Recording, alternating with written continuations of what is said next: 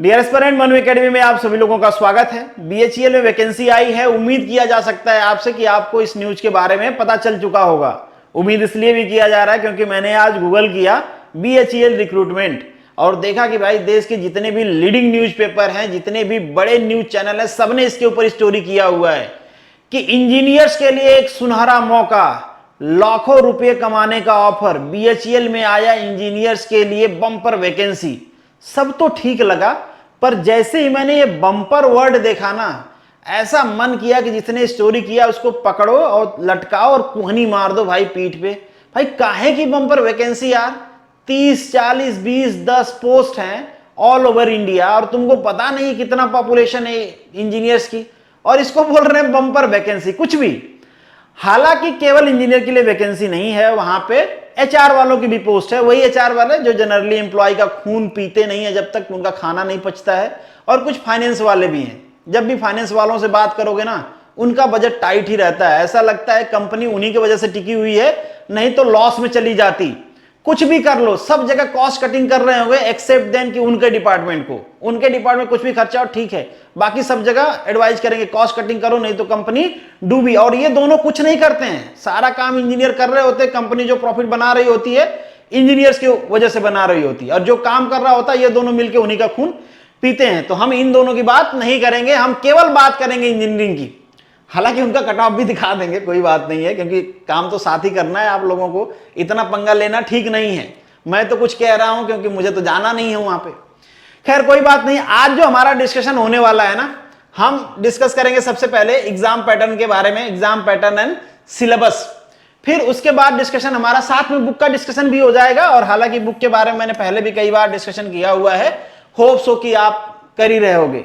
और जो महाभाव को अभी तक वैकेंसी के बारे में पता नहीं लगा है, अभी तक पढ़ाई नहीं कर रहे हैं, प्रिपरेशन नहीं कर रहे हैं, उनसे मैं कहूंगा कि थोड़ा दिन और सोइए।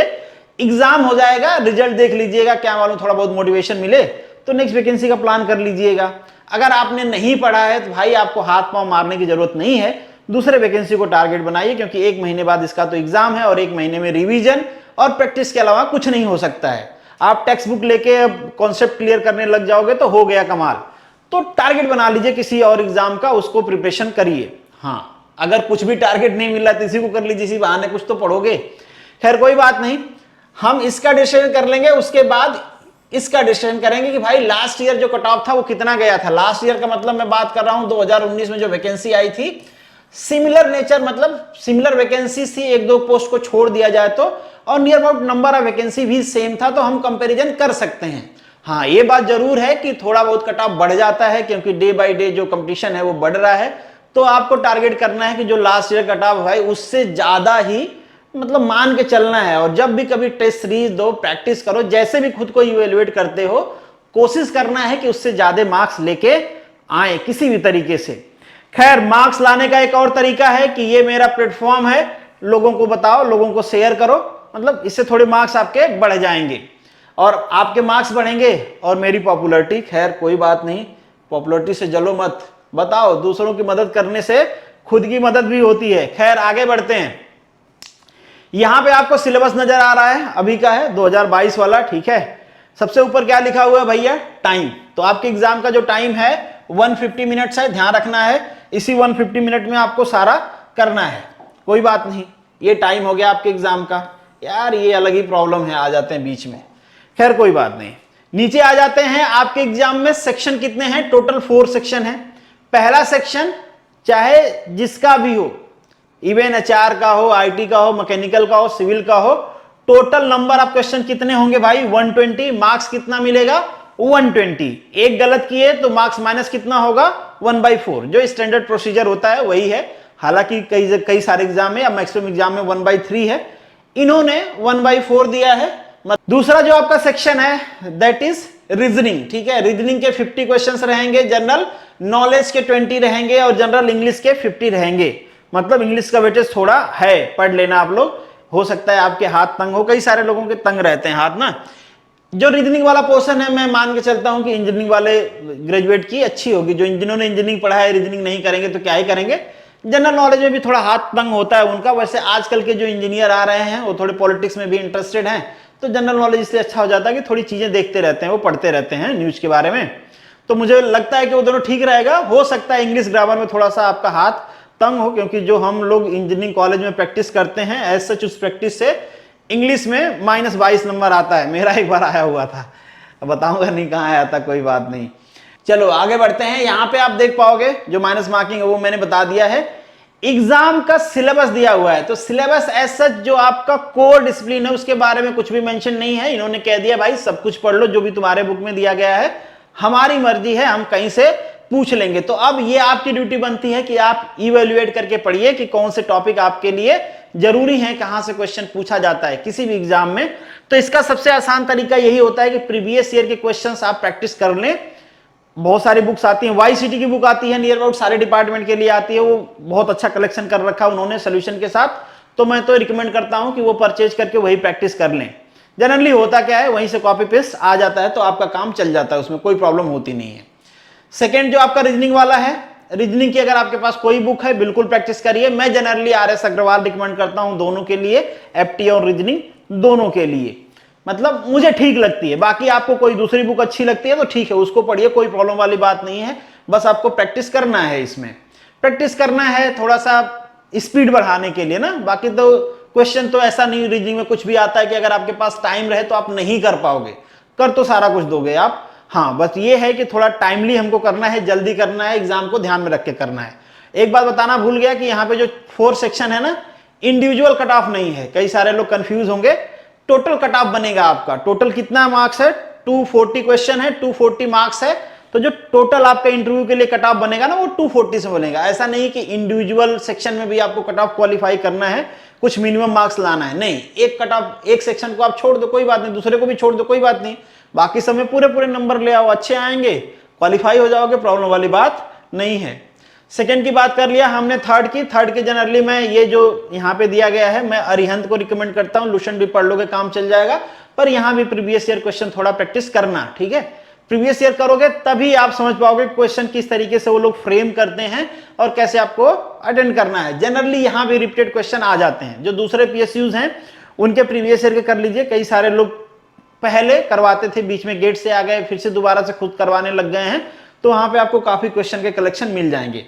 इंग्लिश तो भाई आसान ही है, आसान मतलब बहुत सारे सोर्स हैं इंग्लिश के, बुक भी कर सकते हो आप, यूट्यूब पे भी काफी सारे लोग कराते हैं, टेलीग्राम चैनल पे आपको मटेरियल मिल जाता है, तो आप अपने कंफर्टेबिलिटी के हिसाब से कहीं से भी प्रैक्टिस कर सकते हैं, कोई प्रॉब्लम वाली बात नहीं है। पर ध्यान रखना कि क्या क्या चीजें हैं इसमें।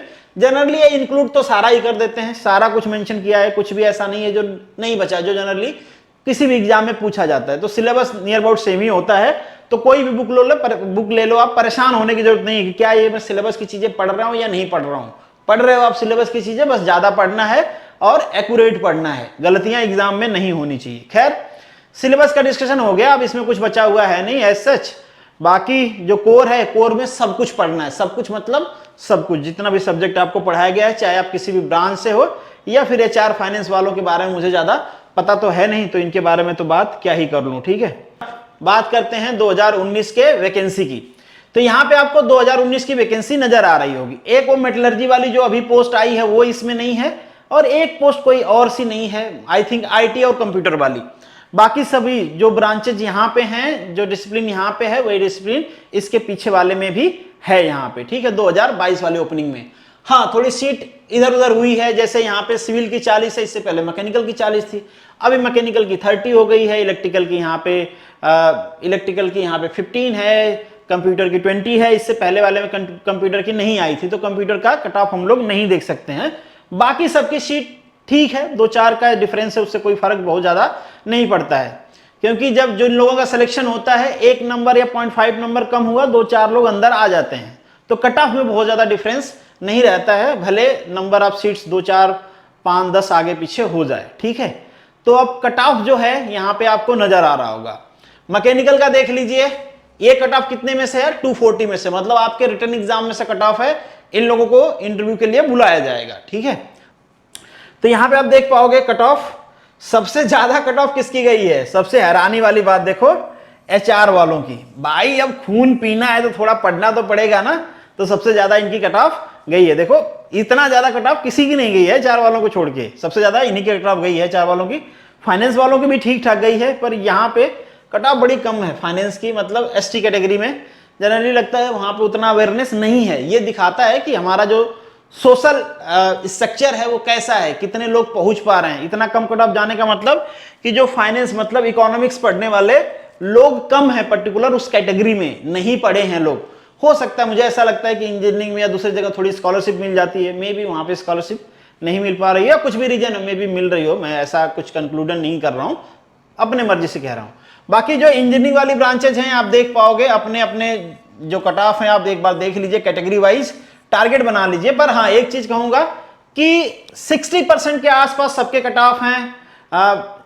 आप ये मान के चलो कि अगर आप 65 तक पहुंच जाते हो तो आपको कॉल भी कर लिया जाएगा और आप लिस्ट में भी आ सकते हो, क्योंकि ज्यादा वेटेज इजी का है। तो आप टारगेट बना के चलो कि भाई मुझे 65% तक जाना है। हालांकि जो कैटेगरी में है थोड़ा कम भी स्कोर करेंगे तो चलेगा, पर आप टारगेट तो ऊपर बना लो, कुछ गलतियां तो कर ही क्या आओगे, कम तो अपने आप हो जाता है, आप ज्यादा करने की कोशिश करो। ठीक है, तो उम्मीद है कि 65 कॉम्पिटेटिव एग्जाम में बी फेयर है। आजकल तो 70%, 75% तक मार्क्स लेके आ रहे हैं लोग, 80% तक पहुंचा दे रहे हैं मार्क्स कॉम्पिटेटिव एग्जाम में भी। तो यहाँ पे अगर 65 के आसपास है तो यहाँ पे 60% के आसपास भी, उससे भी कम है, बट ठीक है, मुझे लगता है कि बहुत ज्यादा कट ऑफ नहीं है, आप स्कोर कर पाओगे। हाँ, ये बात है कि सिलेबस बहुत स्पेसिफिक नहीं दिया इन्होंने, तो कुछ भी रैंडम क्वेश्चन पूछते हैं तो इस बात का भी थोड़ा सा ये रहता है कि यार वो आएगा अपने को कि नहीं आएगा, क्योंकि रैंडम क्वेश्चन हो जाएगा। तो बुक्स तो मैंने ऑलरेडी डिस्कस कर लिया, कट ऑफ भी डिस्कस कर लिया, और कुछ बचा नहीं डिस्कशन करने के लिए। अगर आपके मन में कोई सवाल है तो कमेंट बॉक्स में लिख सकते हो। बाकी जो इससे पहले मैंने आपको सोशल मीडिया प्लेटफॉर्म दिखाया, वहां पे आप मुझे इंडिविजुअल मैसेज भी कर सकते हो। तो अब मिलेंगे नेक्स्ट वीडियो में आपके साथ, तब तक के लिए all the best, good luck and जय हिंद।